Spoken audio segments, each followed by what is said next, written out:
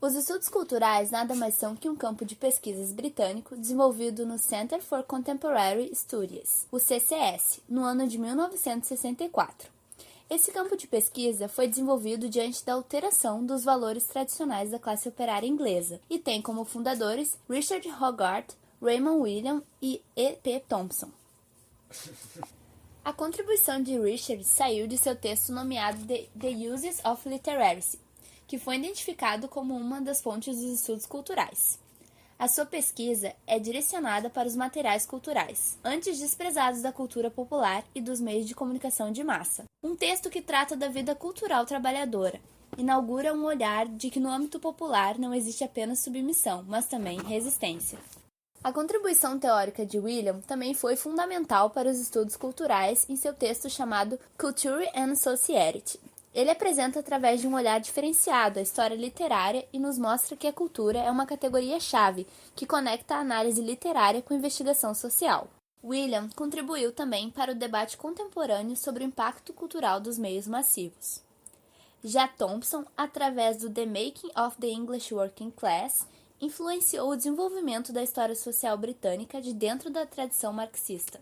Outra figura importante que merece total reconhecimento por ter participado também desses estudos é o jamaicano Stuart Hall, que incentivou o desenvolvimento da investigação de prática de resistência de subculturas e de análise dos meios massivos, identificando seu papel central na direção da sociedade e destravou debates teóricos políticos de inúmeros projetos coletivos. O que vai compor o eixo principal de observação dos estudos culturais são as relações entre a cultura contemporânea e a sociedade. Eles estudavam as formas, instituições e práticas culturais daqueles que eram chamados de os de baixo, os operários ingleses inicialmente, mas também os pequenos grupos que resistiram às opressões impostas e lutaram para deixar transparecer sua cultura, assim criando sua própria identidade. Eles estudavam também as mudanças sociais e as relações com a sociedade.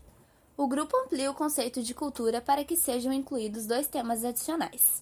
Primeiro, a cultura não é uma entidade monolítica ou homogênea, mas ao contrário, manifesta-se de maneira diferenciada em qualquer formação social ou época histórica. Segundo, a cultura não significa simplesmente sabedoria recebida ou experiência passiva, mas um grande número de interações ativas, expressas mais notavelmente através do discurso e da representação, que podem tanto mudar a história quanto transmitir o passado.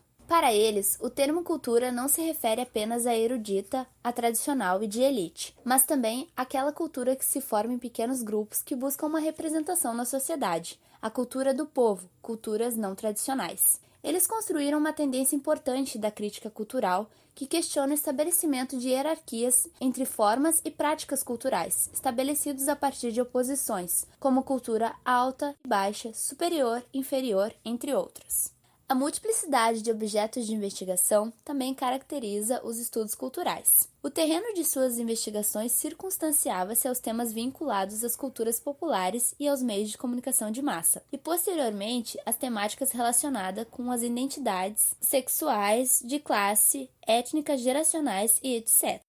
Não existem estudos culturais que estudem só a cultura, pois é necessário também saber as realidades sociais concretas, dentro das quais existem e a partir das quais se manifestam. Os estudos culturais foram essenciais para a sociedade, pois eles investigaram diversas questões como as subculturas que resistiram a alguns aspectos de estrutura dominante de poder, e os meios de comunicação de massa, identidade coletiva, discurso, representação, questões de gênero, raças, etnias e as constituições sociais, dando total empoderamento para o receptor, que cria sua própria identidade, demonstrando suas culturas, a cultura do povo, das ruas, da periferia, que buscam por representação. Por fim, pode-se dizer que os estudos culturais, nascidos na Inglaterra, hoje atravessam fronteiras, tendo sua repercussão internacional e levando seus temas de estudos para diversos países.